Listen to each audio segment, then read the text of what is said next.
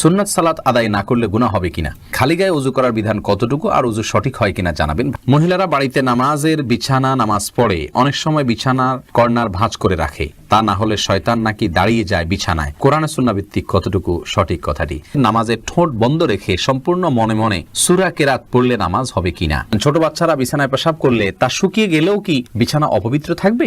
T shirt পরে কি নামাজ পড়া যাবে? মাসনুন দোয়া, আয়াতুল কুরসি, তিনকুল ইত্যাদি পাঠ করলে আউযুবিল্লাহ বিসমিল্লাহ না পড়লে গুনাহ হবে কিনা? স্ত্রী জাহান্নামে গেলে স্বামীও কি জাহান্নামে যাবেন? ছেলেরা যদি জামাতে ফরজ নামাজ আদায় না করে তাহলে নামাজ হবে কি? কোরআন শরীফ তেলাওয়াত করার সময় দুই পা গুটিয়ে বসে তেলাওয়াত করতে পারবো কিনা? বাড়িতে ফরজ নামাজ পড়লে একামত দিতে হবে কি? জান্নাত জাহান আপনি প্রশ্ন করেছেন, কোরআন শরীফ তেলাওয়াত করার সময় দুই পা গুটিয়ে বসে তেলাওয়াত করতে পারবো কিনা? পারবেন, কোনো অসুবিধা নেই। কোরআন শরীফ তেলাওয়াত করার সময় আপনাকে দোজানো হয়ে মাটি সালাতের সময় যেভাবে বসেন সেভাবে বসতে হবে এমন কোনো শর্ত নাই। আপনি ইচ্ছা করলে আসন দিয়ে বসতে পারেন বা অন্য কোনোভাবে বসতে পারেন, অসুবিধা নাই। কোরআনের প্রতি অসম্মান প্রদর্শন না হয় এরকম কিছু হলেই চলবে ইচ্ছাকৃতভাবে, কিন্তু আপনি আরাম করে বসাতে কোনো সমস্যা নাই, কোরআন হাদিসে কোথাও নিষেধ করা হয়নি। এরপরের প্রশ্নে চলে যাচ্ছি। মোহাম্মদ ওমর ফারুক প্রশ্ন করেছেন, ছেলেরা যদি জামাতে ফরজ নামাজ আদায় না করে তাহলে নামাজ হবে কি? নামাজ হয়ে যাবে। একটা হাদিস এক্ষেত্রে আসলা সালাতা লিজারিল মসজিদে ইল্লা ফিল মসজিদে, যে ব্যক্তি মসজিদের প্রতিবেশী তার সালাত মসজিদে ছাড়া হবে না। এই হাদিসটির সনদ বিশুদ্ধভাবে প্রমাণিত নয়, হাদিসের সনদের ভিতরে দুর্বলতা রয়েছে, আর সেই কারণে এই হাদিসের সনদের দিকে তাকায় আমরা তার সালাত হবে না সেটা বলবো না। তবে মুসলিমের অবশ্যই জামাতের সাথে সালাত আদায় করা উচিত। নবী সাল্লাল্লাহু আলাইহি ওয়াসাল্লাম যারা বাসায় সালাত পড়ে বা মসজিদে জামাতে শামিল হয় না তাদের ঘর বাড়ি জ্বালিয়ে দিতে চেয়েছেন। এটা বোঝা যায় এখান থেকে যে জামাতে সালাত আদায় করা ওয়াজিব, বিনা ওজরে এটা তরক করা হারাম এবং গুনাহের কাজ। বাড়িতে ফরজ নামাজ পড়লে একামত দিতে হবে কি? যদি আপনি একাকী ফরজ সালাত আদায় করেন, অন্য কেউ জামাতে শরীক হতে পারবে সে সম্ভাবনা থেকে আপনাকে জোরে জোরে একামত দিয়ে তারপরে সালাত আদায় করা উচিত। কোন একটি বর্ণনা দ্বারা বোঝা যায়, হাদিসে কুদসিতে আসছে, একজন ব্যক্তি কোনো এক জায়গায় রাখাল, তিনি একাকী দাঁড়িয়ে আজান দিচ্ছেন এবং একামত দিয়ে সালাত আদায় করছেন, তার আশা যদি কেউ শরীক হয় তার সাথে, যদিও কেউ সেখানে দেখছেন না আপাতত তাকে, তারপরে তিনি করেছেন, এ ব্যক্তির জন্য বিশেষ ফজিলতের কথা রয়েছে হাদিসে কুদসিতে। যার কারণে আমরা বলি বাসায়ও যদি আপনি একাকী সালাত আদায় করেন, কোনো কারণে জামাত ছুটে গেলে মসজিদে আপনি একামত দিয়ে নেবেন এবং এমনভাবে পড়বেন যাতে কেউ আপনার সাথে সম্ভব হলে শামিল হতে পারে। নাবিল শাহরিয়ার জানতে চেয়েছেন, স্ত্রী জাহান্নামে গেলে স্বামীও কি জাহান্নামে যাবে? না ভাই নাবিল, এটা কোনো জরুরি না যে স্ত্রী জাহান্নামে গেলে স্বামীও জাহান্নামে যাবে। লূত আলাইহিস সালামের স্ত্রী জাহান্নামে যাবে, কিন্তু তাই লূত আলাইহিস সালাম তো জাহান্নামে যাবেন না। অতএব স্বামী স্ত্রী একে অন্যের জাহান্নামে যাওয়ার উপর অন্য জাহান্নাম নির্ভর নয়, বরং প্রত্যেকের আমল নির্ভর করবে, আমলের উপর নির্ভর করবে তার জান্নাত জাহান্নাম। আল্লাহ সুবহানাহু ওয়া তাআলা বলেছেন, লাইসা লিল ইনসানি ইল্লা মা সা, মানুষ নিজে যা করে সেটাই সে পাবে, অন্য কি করলো না করলো তাতে তার কিছু আসবেও না যাবেও না। আল্লাহ অন্য আয়াতে বলেছেন, লা তাজিরু ওয়াজরাতুন ভিজরা উখরা, একজনের বোঝা, পাপের বোঝা অন্যজন বহন করবে না। অর্থাৎ স্ত্রী অন্যায় করলে তিনি জাহান্নামে যাবেন, স্বামী জাহান্নামে যাবেন না, বিষয়টি এরকম না। যার যারটা আমলের কারণে তিনি পুরস্কার বা তিরস্কারের উপযুক্ত হবেন। টি শার্ট পরে কি নামাজ পড়া যাবে? ভাই শাহিন, টি শার্ট পরে আপনি সালাত আদায় করতে পারেন, তো মনে রাখবেন সালাত আদায়ের ক্ষেত্রে মৌলিক নির্দেশনা আল্লাহ সুবহানাহু ওয়া তাআলা বলেছেন, ইয়া আইয়ুহাল্লাযীনা আমানু খুযু যিনাতাকুম ইনদা কুল্লি মাসজিদ, হে ঈমানদারেরা প্রত্যেক সালাতের সময় তোমরা সুন্দর ভাবে সালাত আদায় করবে, সুন্দর পোশাক পরবে বা সুন্দর পোশাক পরবে। তো এই জন্য এমন কোনো পোশাক পরা উচিত নয় সালাতের সময় যে পোশাক পরে আপনি সম্ভ্রান্ত কোনো জায়গায় যাবেন না, মান্যগণ্য কোনো ব্যক্তির কাছে যাবেন না, সেরকম কোনো পোশাক পরা উচিত নয়। অতএব আপনি চেষ্টা করবেন যে পোশাক পরলে আপনাকে খারাপ দেখা না যায়, দৃষ্টিকটু দেখা না যায়, ভিন্ন ব্যতিক্রম মনে না হয়, এবং আপনি এটা পরে ভালো কোনো জায়গায় যেতে ইতস্তত বোধ করেন না, সেরকম পোশাক পরে সালাত আদায় করবেন। এরপরের প্রশ্ন হলো ফারুক তিতাস, আপনি জানতেছেন মাসনুন দোয়া, আয়াতুল কুরসি, তিনকুল ইত্যাদি পাঠ করলে আউযুবিল্লাহ বিসমিল্লাহ না পড়লে গুনাহ হবে কিনা?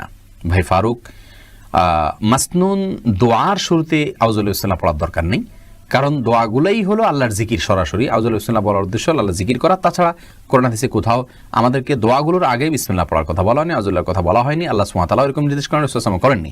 কোরআনের ব্যাপারে শুধু বলা হয়েছে, আল্লাহ সুবহানাহু ওয়া তাআলা বলেছেন, ওয়া ইযা ক্রাআতাল কুরআন ফাস্তাইজ বিল্লাহি মিনাশ শাইতানির রাজিম, যখন কোরআন পড়বে তখন আউযুবিল্লাহি মিনাশ শাইতানির রাজিম পড়ে নেবে।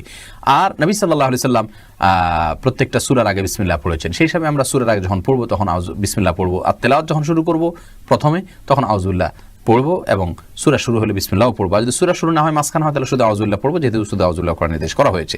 কিন্তু জিকির আজকার শুরুতে আউযুবিল্লাহ বিসমিল্লাহ পড়ার কথা বলা হয়নি, দুরূদের শুরুতে বলা হয়নি, বিধায় আমরা সেগুলো পড়বো না। আর সকাল সন্ধ্যার আজকার যেগুলো পড়বো সেগুলো যখন শুরুতে পড়বো আয়াতুল কুরসি, অথবা তিনকুল, তখন অবশ্যই আমরা আউযুবিল্লাহি বিসমিল্লাহ নিয়ম অনুযায়ী সেখানেও পড়বো, কারণ এগুলো কোরআনের আয়াত, যদিও জিকির হিসাবে পড়া হচ্ছে। সেতাব, আপনি জানতে চেয়েছেন নামাজে ঠোঁট বন্ধ রেখে সম্পূর্ণ মনে মনে সূরা কেরাত পড়লে নামাজ হবে কিনা। ভাই খালেদ, নামাজে যদি আপনি ঠোঁট বন্ধ রেখে মনে মনে সূরা কেরাত পড়েন তাহলে আপনার সালাত হবে না, কারণ ইসলাম শরিয়াতে যে সমস্ত জায়গায় আমাদেরকে পাঠ করতে নির্দেশ করা হয়েছে, বলতে নির্দেশ করা হয়েছে, সেখানে আমাদেরকে ঠোঁট এবং জিহ্বার উচ্চারণ করে বলতে হবে। ঠোঁটের যদি ব্যবহার না হয়, জিহ্বার যদি ব্যবহার না হয়, তাহলে সেটাকে বলা হয় না, ওইটাকে বলা হয় মনে মনে কল্পনা জল্পনা করা। আপনাকে বলতে বলা হয়েছে, সূরা পড়তে বলা হয়েছে, আর এই পড়াটা হবে মুখ এবং ঠোঁট নড়লে। যদি না পড়েন তাহলে না নড়ে, তাহলে সেক্ষেত্রে পড়াটা হয়নি। বিধায় মনে মনে যদি আপনি কেরাত পড়েন, সূরা পড়েন, তাহলে সেক্ষেত্রে এটা জায়েজ হবে না। শাহনাজ হাফেজ, আপনি জানতে চেয়েছেন ছোট বাচ্চারা বিছানায় পেশাব করলে তা শুকিয়ে গেলেও কি বিছানা অপবিত্র থাকবে? ছোট বাচ্চারা যদি বিছানায় পেশাব করে, এক্ষেত্রে মনে রাখতে হবে ছেলে বাচ্চা যদি হয় তাদের পেশাবের ক্ষেত্রে কিছুটা ছাড় রয়েছে। ছেলে বাচ্চা যদি হয় আর সে যদি মায়ের দুধের উপরে সম্পূর্ণ নির্ভরশীল থাকে এবং তার মধ্যে যদি অন্য কোনো কিছু যদি সে না খায়, বাহিরের কোনো কিছু খাদ্য হিসাবে সে গ্রহণ না করে, তাহলে সেক্ষেত্রে এই বাচ্চার পেশাবের উপরে শুধুমাত্র পানি ছেটা দিয়ে দিলে সেটা পাক হয়ে যাবে। আর যদি মেয়ে বাচ্চা হয় তাহলে সেক্ষেত্রে পরিপূর্ণভাবে ধুইতে হবে। এটা হাদিস দ্বারা এই ব্যবধান এবং পার্থক্যটা সুস্পষ্টভাবে প্রমাণিত। এখানে কেউ যদি বলেন যে মেয়েদের পেশাবের ক্ষেত্রে এই তারতম্য কেন করা হয়েছে, মেয়েদের প্রতি বৈষম্য কিনা, আমরা বলবো না। মেয়েদের পেশাব হয়তো তার ভেতরে কোনো এমন কোনো দিক রয়েছে পেশাবের যেটা হয়তো আমরা এখনো জানি না, অথবা বিজ্ঞানী হয়তো জানতে পারেন, যার কারণে এটা ধোয়াটা জরুরি করা হয়েছে।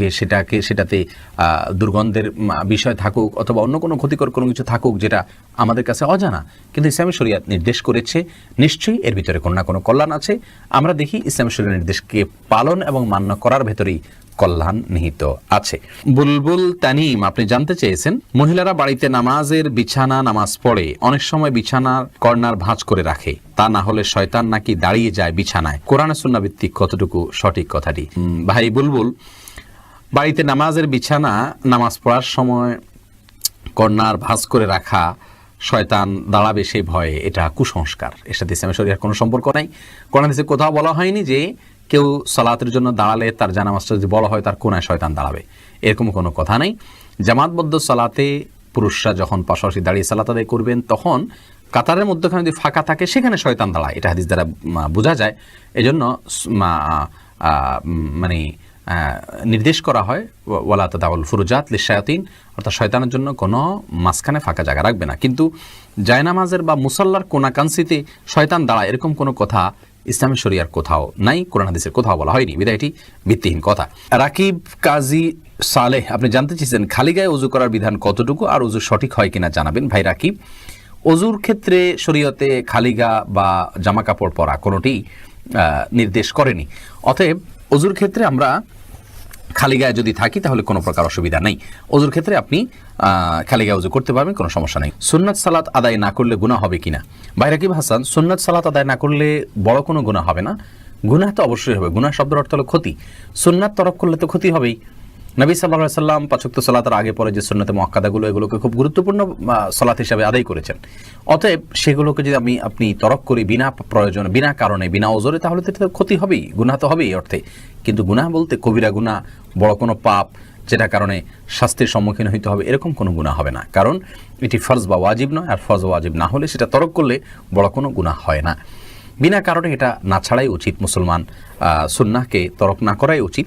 কিন্তু যদি কোনো কারণে মাঝে মধ্যে ছাড়ে তাতে কোনো অসুবিধা হবে না ইনশাআল্লাহ বিইذনিল্লাহ।